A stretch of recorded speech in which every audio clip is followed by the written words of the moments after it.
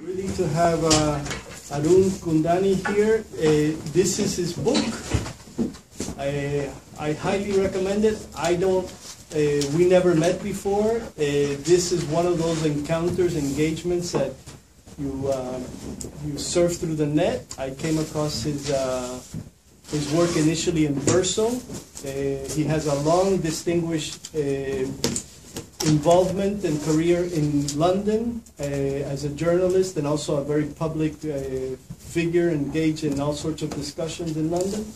And I became intrigued by his work. This is not my field, as you know, but I was really quite smitten by it, and so I bought his book and read a fair amount of it, and that's how he arrived here. Thank you.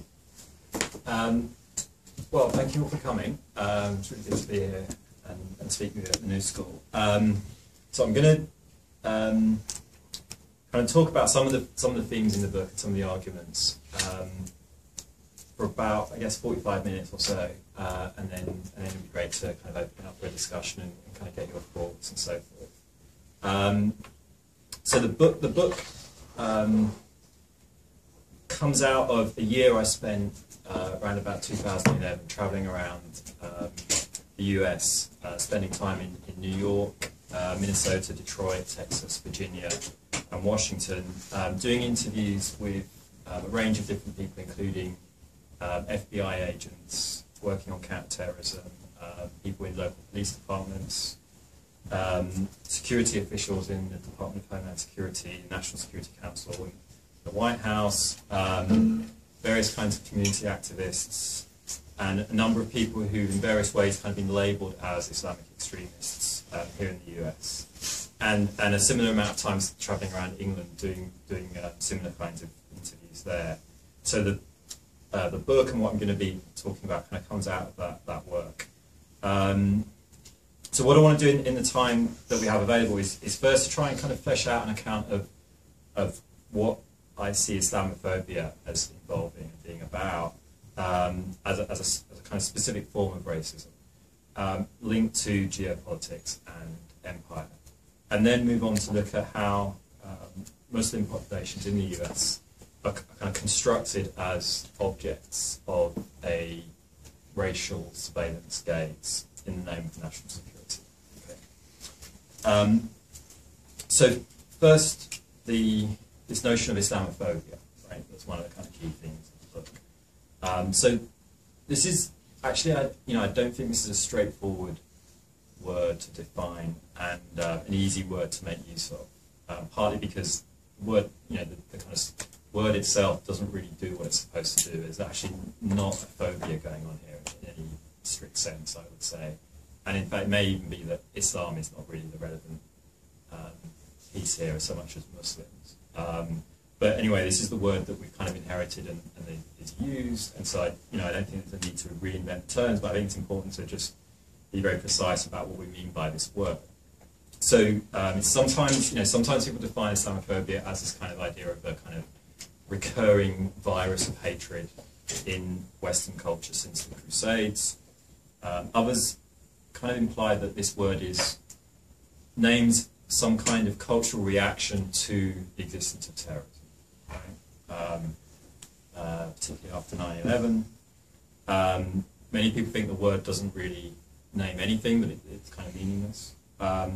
So my emphasis is on Islamophobia as a form of structural racism that's directed at Muslims, and on the ways in which it is sustained through a symbiotic relationship with the official thinking and practices of war on terror.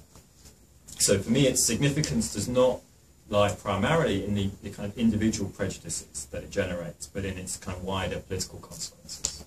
Its enabling of systematic violations of the rights of Muslims. So if you think about the war on terror with its kind of vast death toll in Afghanistan, Iraq, Pakistan, Somalia, Yemen, and elsewhere, that could not be sustained without the racialized dehumanization of the victims of that violence. Now, the usual objection to defining Islamophobia, by the way, in that form is that Muslims are not a race, right? Which of course is true. but since all racisms are socially and politically constructed, rather than resting on the reality of any notion of a biological race, it's perfectly possible for cultural markers and behaviours of various kinds that we can associate with, if you like, Muslimness. So things like forms of dress, rituals, languages, and so forth. It's possible for those to be turned into racial signifiers in the same way that racism in other contexts turns the body into a set of signifiers. Right?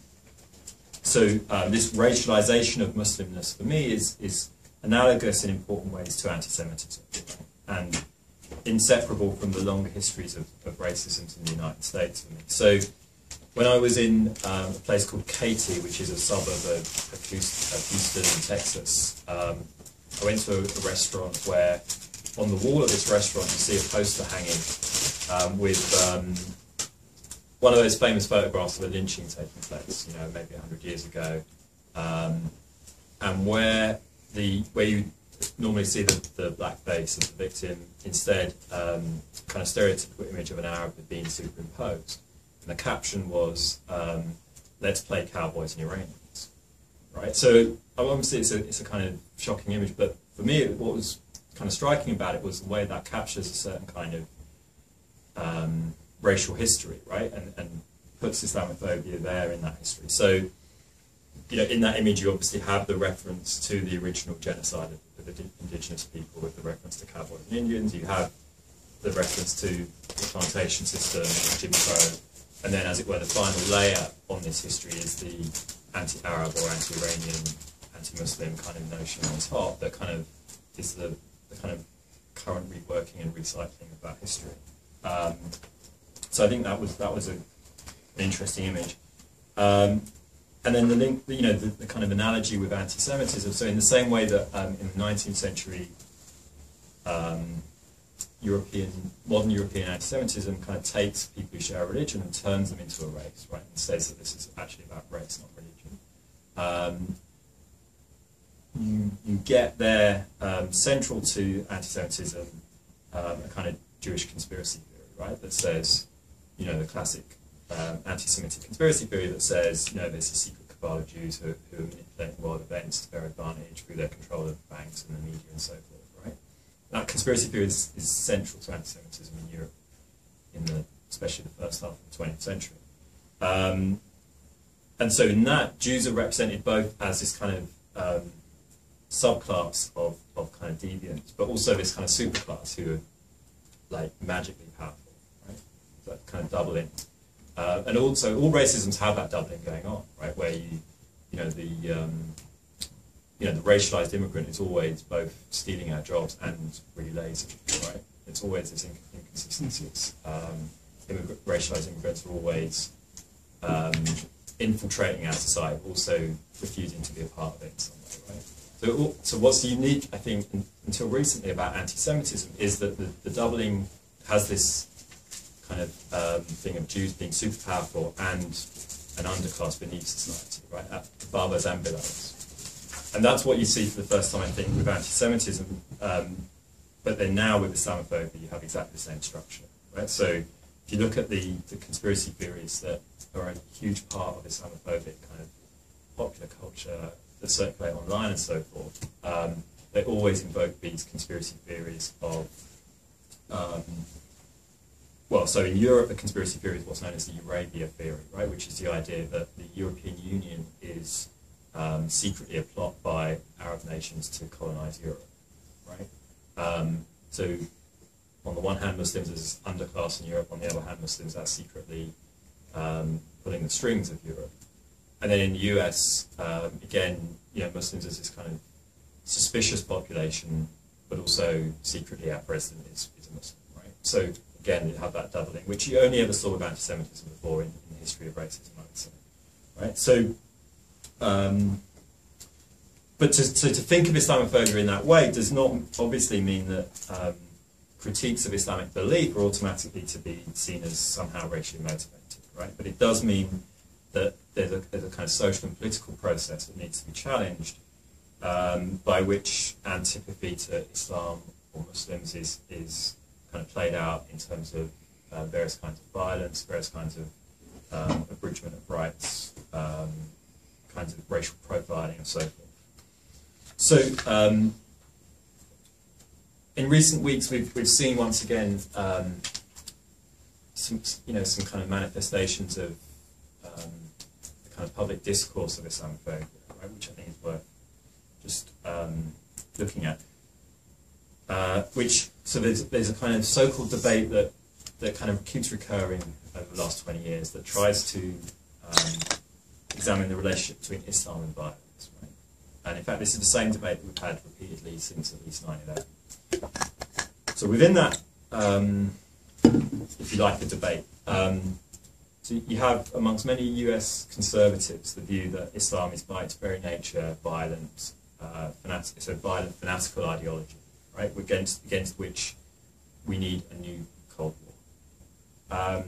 And then for others of various kind of categories of other kind of players in this debate, you have the response to that says Islam is essentially a religion of peace, but it has a problem of extremism, in which a minority of Muslims misinterpret the religion and are then turned into fanatics through an ideological process called radicalization, right, which I'll come back to later. But that's a kind of alternative position that is probably the dominant position in kind of, it's the kind of position you'd hear from the White House, right, and from the average liberal, if you like.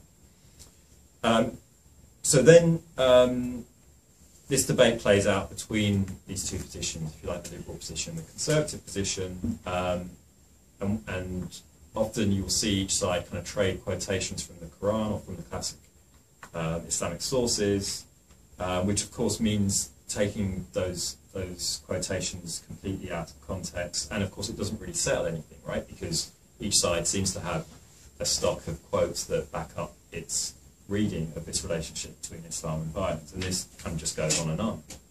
And the point here is that both sides in the debate are assuming that Islamic theology is fundamentally relevant in either causing violence or preventing it. And so the real meaning of the debate is for me not what either side says, but this kind of hidden assumption that Islamic ideology is the key to understanding why terrorism happens. And the argument I make in the book is that actually Islamic ideology is largely irrelevant in trying to understand the causes of terrorism. Jihadist violence, if you want to call it that, is not, as the mainstream account would have it, a perversion of Islam, but a perversion of anti-imperialism that's been kind of fostered by various political histories, actually, involving empire, involving racism, involving the instrumentalization of political Islam during the Cold War by the US government. And so the roots of jihadism are political, not religious, right? The basic context is empire, not Sharia. Now, generally, the US Academy has paid little attention to the connections between racism and empire. Critical academic analysis of US foreign policy is heavily circumscribed by the mechanisms of funding, prestige, and informal censorship.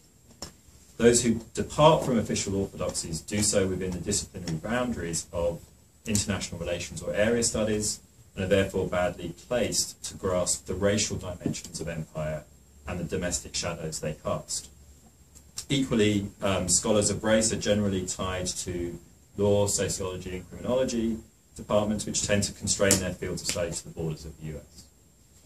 So there has been a strand of legal analysis of the war on terror focused on domestic and international law, but it rarely thinks about racism as a systematic correlate of global empire. The exceptions here, I think, are people such as Sohail Dalatzi, Elena Gopian, Alfred McCoy, Vijay Prashad, Junaid Rana, Cedric Robinson, Edward Said, Stephen Salaja, and Nikhil Singh, who all in various ways, I think, have kind of tried to open up this space between race and empire. Now, focusing specifically on Islamophobia as a kind of correlate of empire, I think we can talk about how since the 1979 Iranian Revolution, US foreign policy has been linked to an ideology of a Muslim threat that has become a kind of collective unconscious of a kind of US foreign policy elite. And so following Edward Said's analysis, we know that in that period, the kind of European colonial legacies of Orientalism were drawn on once again as a repository of myths to construct a new ideological enemy in the final years of the Cold War and its aftermath.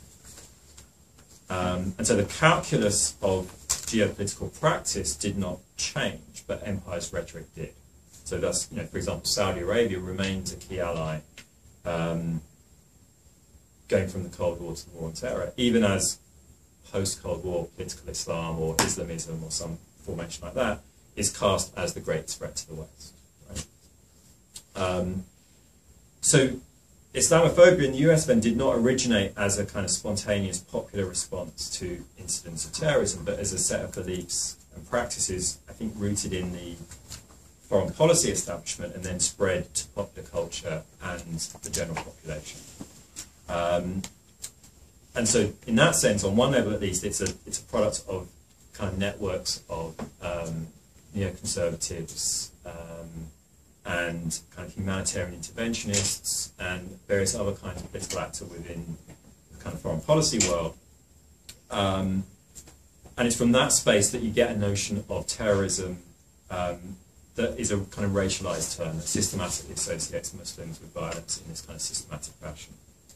And in turn, then, those ideas have influenced the public rhetoric of both Republican and Democratic administrations and determined representations of Muslims in journalism and entertainment. And then more recently, there's been a network of kind of full-time Islamophobic propagandists and elements within the Christian far right who've provided a kind of more folksy version of this kind of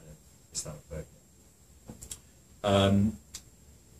So just focusing quickly on the kind of role of the neoconservatives here, who I think kind of particularly significant, particularly in the early years of the Bush administration. So one aspect that I write about in the book, and which I think even now has kind of received limited attention, is the extent to which their analysis of the Middle East had as its central idea a belief in war as a means to kind of erase the underlying values of the society, right? Creating a kind of blank canvas upon which they imagined it would be possible to impose a new set of kind of neoliberal cultural values, right? And I think so the war in Iraq of 2003 is best understood as a kind of cruel experiment in just such a project. The British Orientalist and advisor to George W. Bush and Tony Blair, Bernard Lewis, had long argued that Islam was culturally prone to anti-Western fanaticism. And until 9/11, pro-Western authoritarian regimes in the Middle East were believed by US planners in the foreign policy world to be the best means of suppressing that tendency of kind of anti-Western fanaticism. But 9/11 is interpreted by neoconservatives as a sign that a more drastic solution is called for. What Tony Blair calls values change, right? Not regime change, but values change. So destroying Iraqi society through war was therefore not actually a failure to plan, as it was sometimes presented, but actually the intended outcome, I think, of the policy under the influence of neoconservatives. What they didn't anticipate is the extent to which Iraqi people would respond to that in various forms, and which ultimately led to the declining support for the war within the US itself.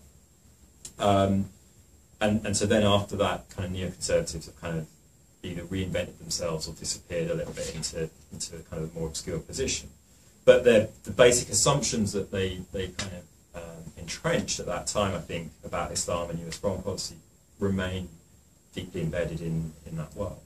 And I think it's important to take those, people like Bernard Lewis and other kind of ideologues of the war on terror like him somewhat seriously, not because of the credibility of their ideas, but for what they reveal about the thinking within national security and foreign policy circles on how US policy should be developed, right? So I think there's a tendency sometimes, particularly from analysts who absorbed a somewhat caricatured version of kind of Chomsky's way of thinking about these things, to kind of just see ideologues like that as kind of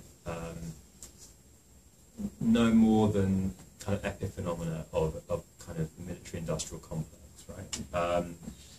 And somehow mechanically reproducing messaging that the military-industrial complex needs for its own kind of economic purposes.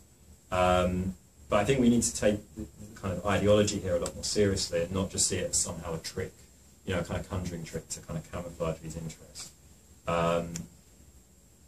You know, what's going on here is the political elite trying to work out for itself what its interests are, and that's always a process a lot more open, I think, than the kind of cruder forms of Chomsky analysis would imply. So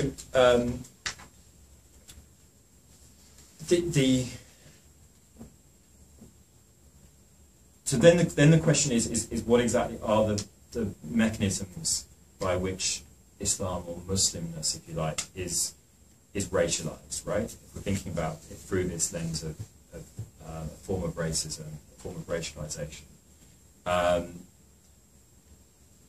And so when we pose that question, I think, you know, whereas these kind of elite political actors like neoconservatives who've played this kind of role of developing a certain kind of ideology of what Islam represents in the foreign policy world, is part of the story, but I think we also need to go beyond that to not just the kind of top-down flow of ideas from these elite political actors, but also look at the wider social context within which Islamophobia circulates. So, you know, I think Islamophobia is only possible because it resonates with much longer trajectories of racisms in the US that are you know, I think part and parcel of the culture and the law and politics of this society.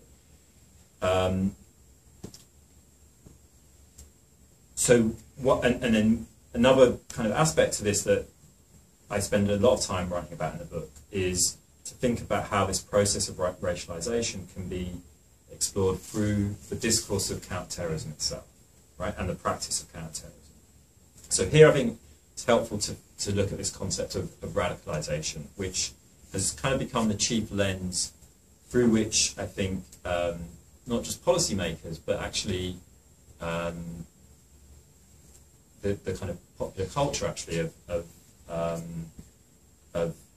the US and Europe for that matter now view Muslim populations, right? So on both sides of the Atlantic we've seen probably for 2 decades now various kinds of so-called terrorism experts advancing theories of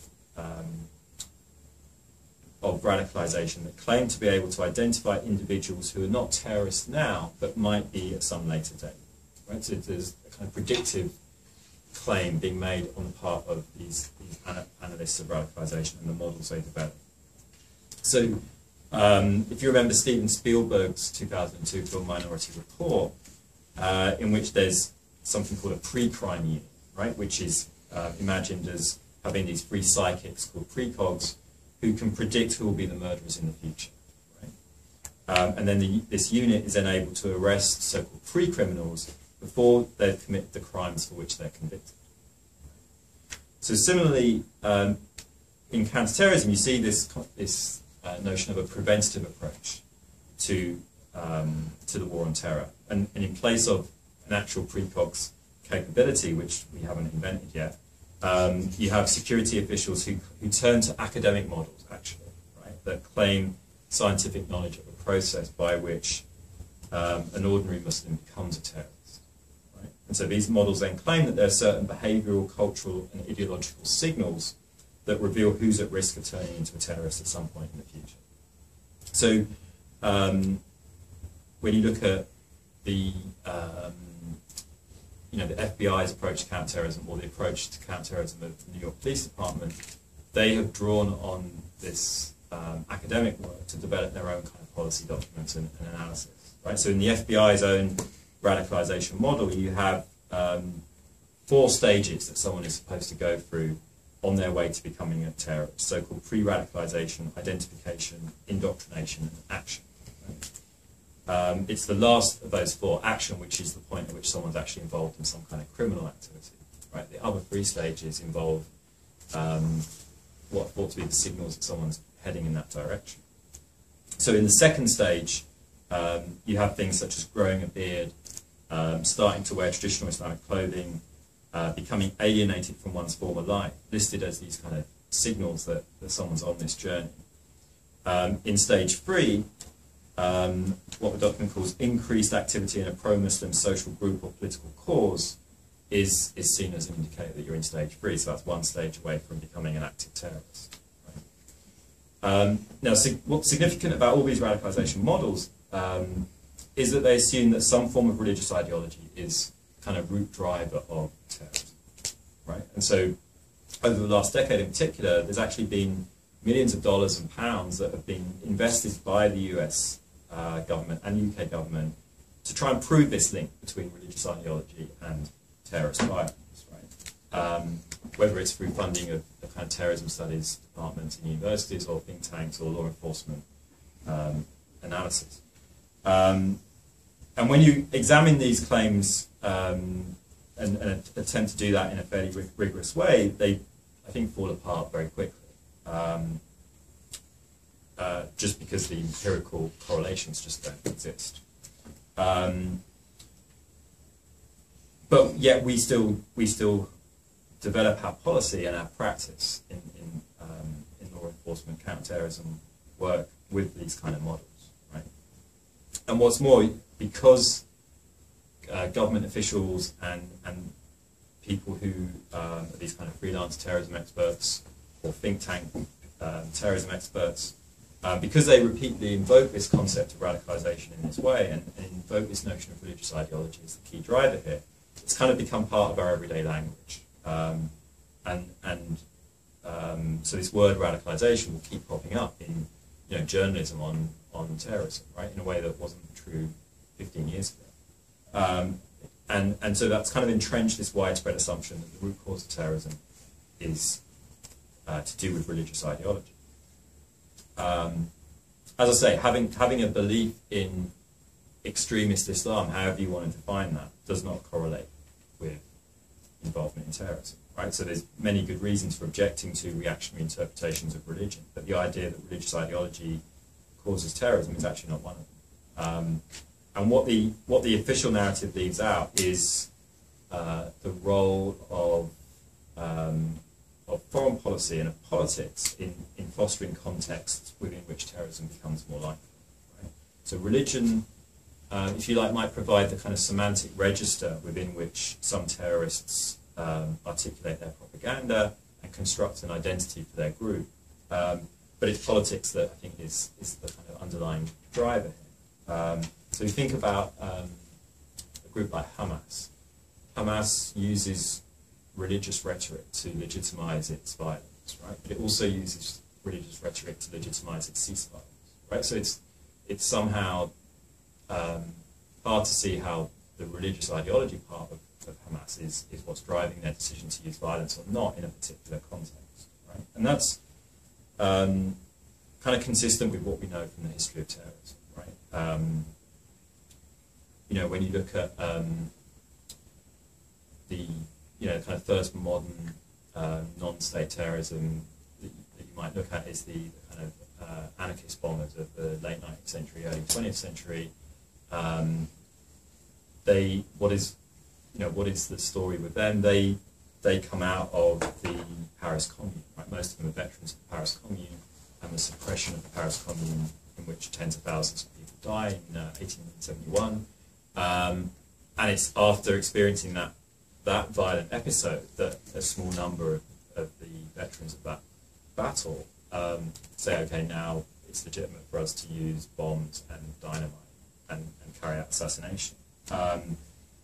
Similar, if you turn to the context of Northern Ireland, the conflict is generated out of the interaction between the British Army in Northern Ireland and the kind of military violence that they are using to suppress the nationalist civil rights movement, and then the return to violence by the Provisional IRA in response. And you can find many similar examples, including the ANC's turn to a campaign of sabotage and terrorism following the Sharpeville massacre in apartheid South Africa. And then if you look at context more recently, say for example in Britain, the number of people convicted of terrorism-related crimes in Britain more than doubled between 2003, when the Iraq War began, and 2006, before halving again by 2009. Now that's not entirely the result of the fact that the Tony Blair government decided to join the US in the war in Iraq in 2003, but that's a large part of what's going on there. The perpetrators have not changed their interpretation of religion during that time, which would be what you would want to see if the kind of official narrative of radicalisation was correct. What's changed is the exposure to news of what's happening in Iraq. The death toll in hundreds of thousands, the photographs from Abu Ghraib. That's what's changing people's assessment of what kinds of violence is legitimate there. Right?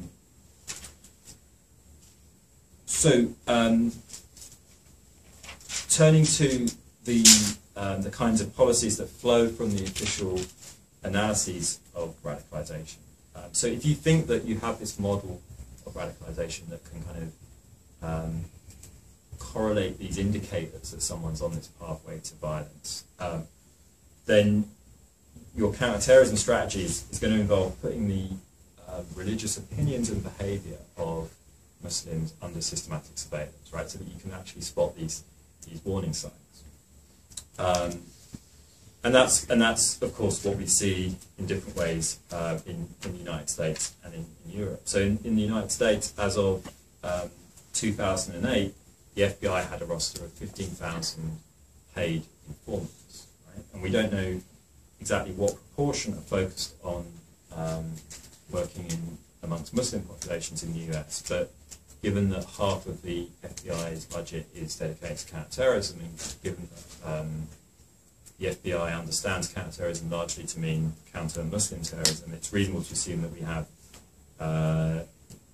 several thousand paid informants operating in Muslim communities, and that's also the picture that emerges when you look at the evidence that's marshalled in terrorism prosecutions. Informants in mosques, in Muslim student associations, in community organisations.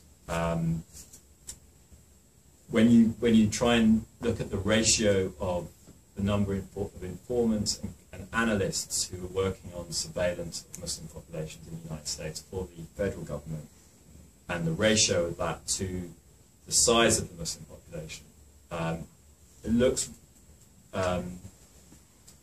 as if roughly we're looking at a similar ratio to the number of spies in East Germany who were working for the Stasi to spy on the East German population. It looks like roughly the same kind of numbers. The number of people involved in some kind of surveillance of Muslims in the US is the same level as what we had in East Germany with the Stasi.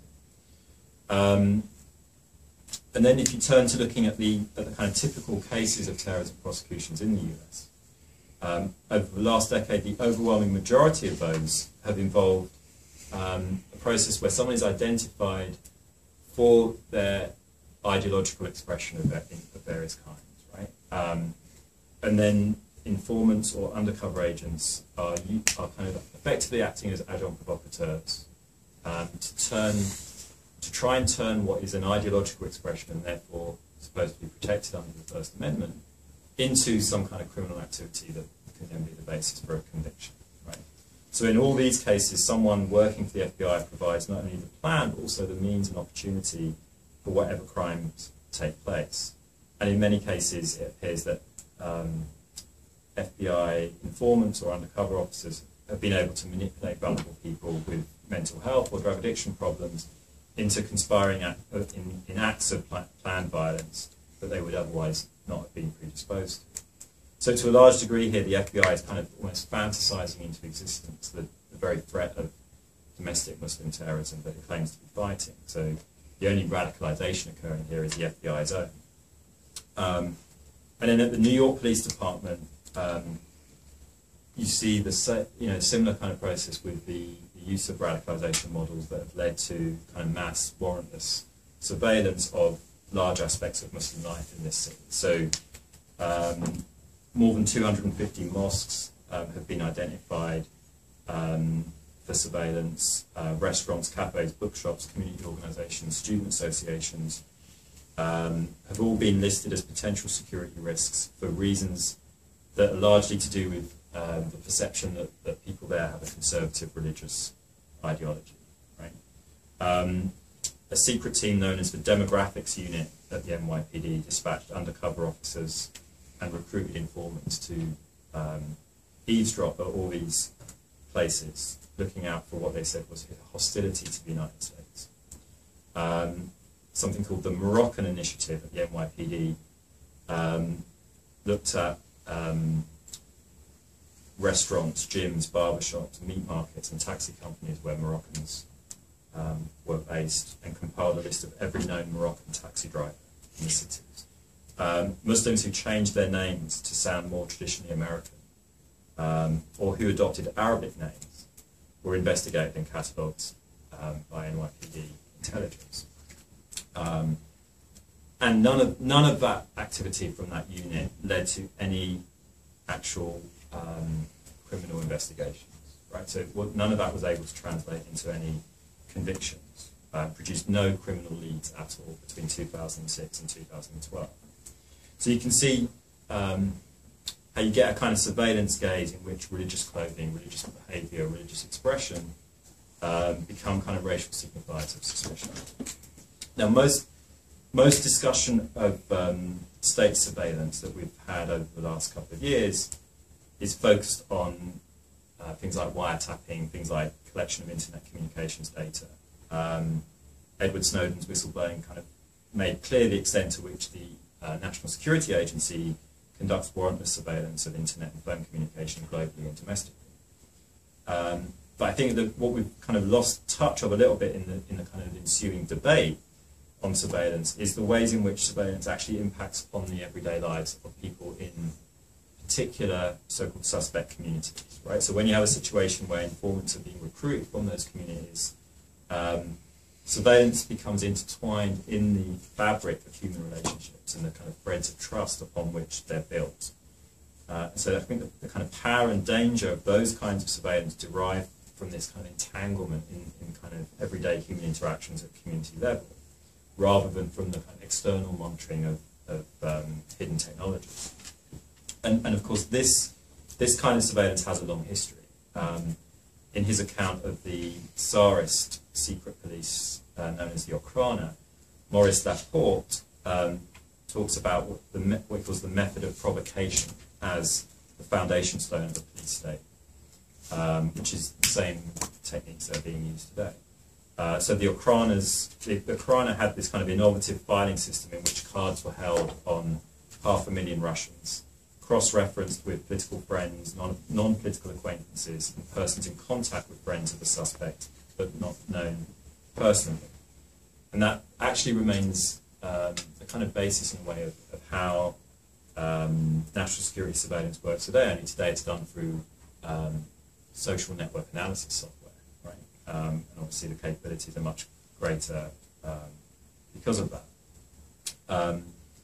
The model that came from the Tsarist police, the political police of the Tsarists, found its way to the US colonial regime in the Philippines when a secret police force was established there in 1901.